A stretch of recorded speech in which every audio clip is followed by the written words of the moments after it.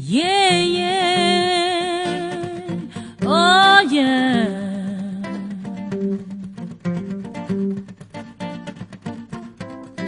À tous les présidents d'affaires d'Afrique, je m'adresse à vous. Et les sevants d'égoïsme qui nous a fait perdre l'amour pour l'autre. On fait taire son prochain au nom de Dieu et de la démocratie. Alors que ces mots représentent amour et liberté. Non. Aïe, oh,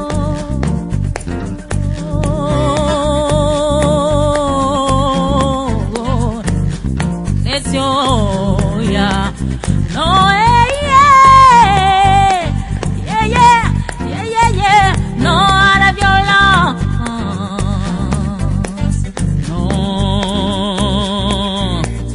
Notre continent s'effondre parce qu'on pense à sa famille. Une société se gère par compétence sans népotisme.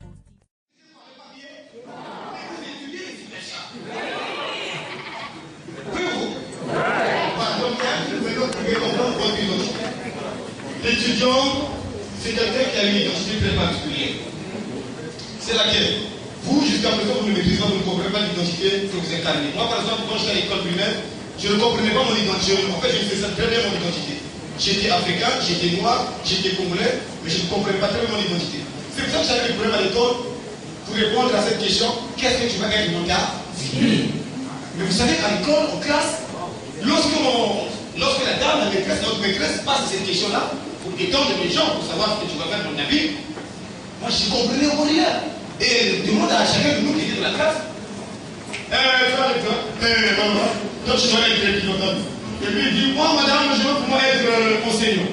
Et l'autre dit, ah, moi, je veux pour moi être technicien. Et toi, ah, madame, la maîtresse, moi, je veux pour moi être tailleuse. Et toi, moi, je veux pour moi être politicien. Et toi, moi j'étais assis avec un mec qui s'appelle Elika.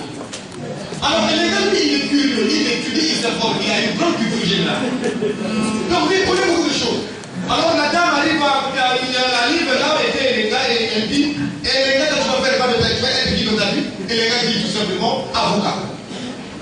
Et moi, je vous assure qu'à ce moment-là, j'étais en train de somnoler. Et le seul mot que j'avais écouté en somnolant, c'était le mot avocat. Et la dame, et toi, c'est là, il dit, moi, mais c'est pour Emmanuel.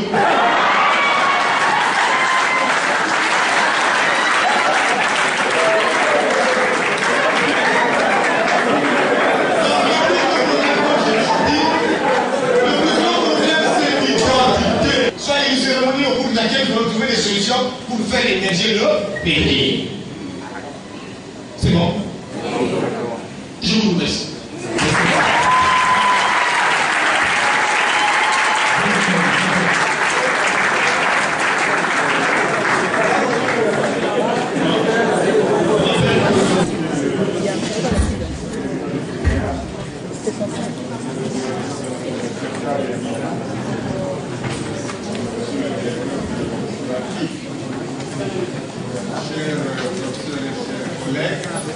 Monsieur Franck Ombili, président du bureau exécutif de votre association, a bien voulu m'associer.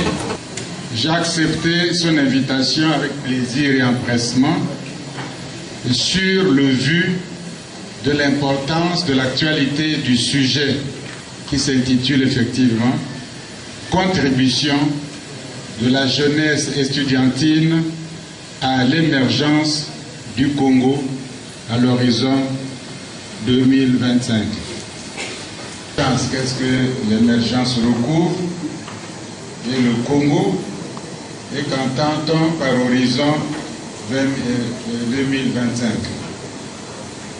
Il y a beaucoup de rêves collectifs, tantôt objectif 80, tantôt la fin, coup de poing santé, tantôt l'an 2000. Il y a beaucoup de rêves collectifs qui s'apparentent plus à des mythologies qu'à des utopies.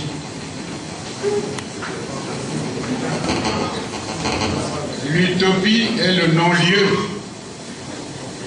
L'utopie est l'irréel absolu.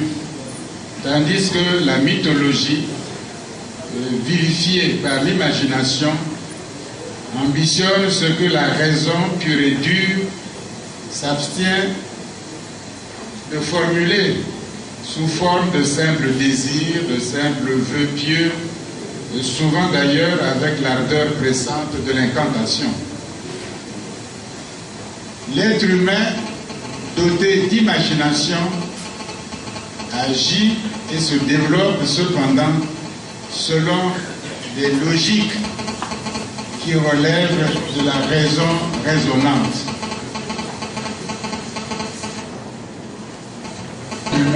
Nous sommes imagination et raison à la fois, à cause tout simplement de notre condition humaine.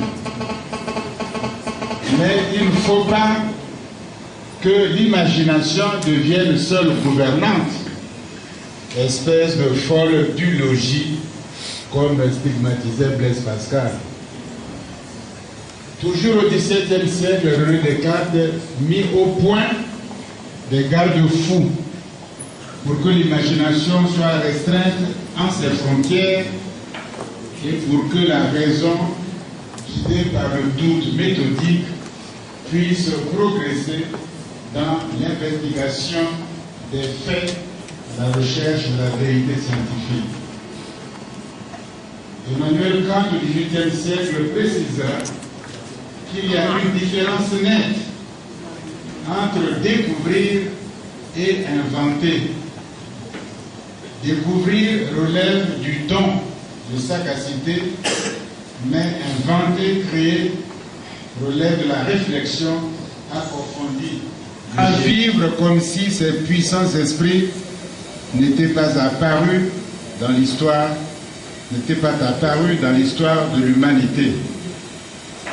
Ce qui signifie que ce que l'on peut faire de grand, de beau, de significatif et d'important au Congo, en Afrique, est nécessairement bénéfique à l'humanité entière. Non pas tant à cause du concept banalisé de mondialisation, si à la mode, mais à bien y voir à cause de la structure fondamentale de l'humanité elle-même. C'est dans un tel contexte, rapidement esquissé, qu'il faut s'inscrire définitivement, car l'émergence est en soi une problématique d'une portée capitale et universelle. Il faut comprendre cela même dans le train-train de la quotidienneté. Et ainsi, la problématique se mue en problématicité, c'est-à-dire en problématique de la problématique elle-même. Terminologie que vous avez utilisée vous-même pour définir la thématique de ce soir, à savoir contribution de la jeunesse estudiantine à l'émergence du Congo à l'horizon 2025. Contribution. Toute contribution est un apport important.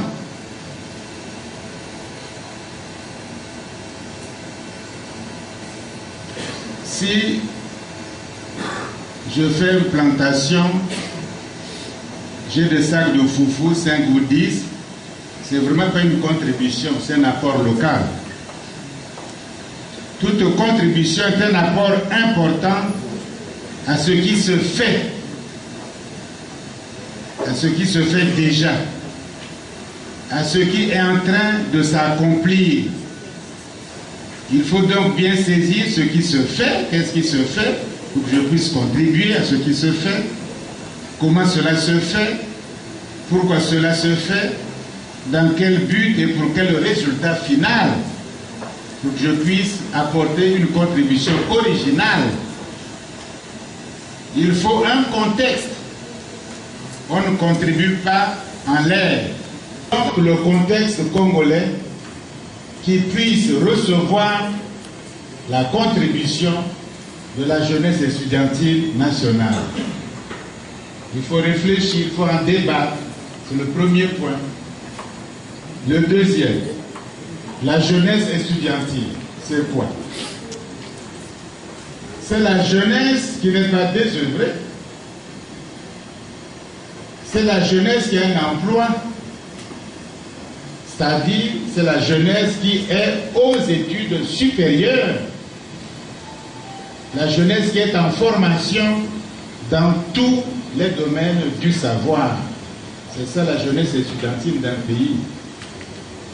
Cadres, techniciens, penseurs, concepteurs, opérateurs professionnels de très haut niveau dans les sciences et les technologies. Aujourd'hui, au XXIe siècle, l'humanité travaille avec méthode pour découvrir et toujours inventer.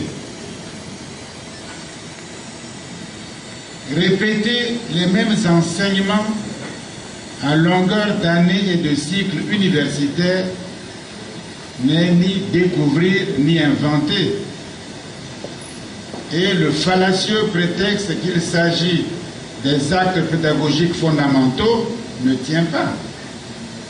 Comme si l'on enseignait la médecine moderne sur la base des fondamentaux inflexibles d'Hippocrate ou même de Claude Bernard. Et à quoi servent les primes et allocations de recherche si ce n'est pour faire avancer la recherche et les programmes d'enseignement? Le Brésil, l'Inde, la Chine, par exemple, ne sont pas devenus des pays émergents grâce aux agendas exogènes. Alors, quelles sont les idées forces qui animent le Congo pour son émergence? On dit, par exemple, que le Congo est un pays de transit. C'est-à-dire, si je comprends bien, un pays de simples facilitateurs de passage grâce à de nouvelles infrastructures de communication, surtout terrestres et ferroviaires. Cette idée de pays de transit est une erreur fondamentale.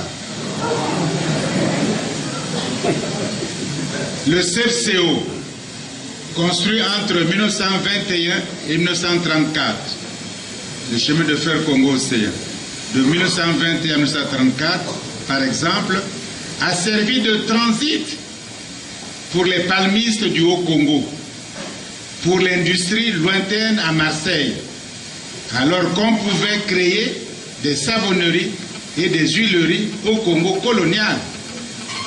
Le CFCO, comme grande voie de transit et d'écoulement de matières premières, n'a pas servi au développement du Congo à cause du concept de transit.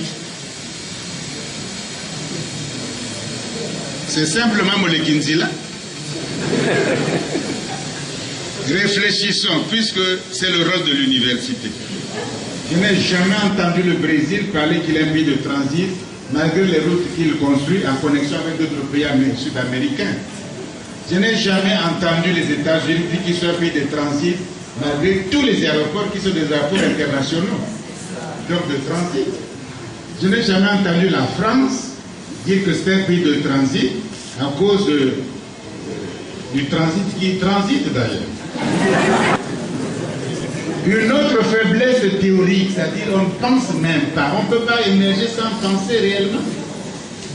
Une autre faiblesse théorique est la négligence, sinon l'abandon pur et simple de la recherche scientifique. Un pays émergent suppose atteindre un seuil scientifique, technologique, qui puisse permettre le décollage mental d'abord, le décollage culturel, psychologique,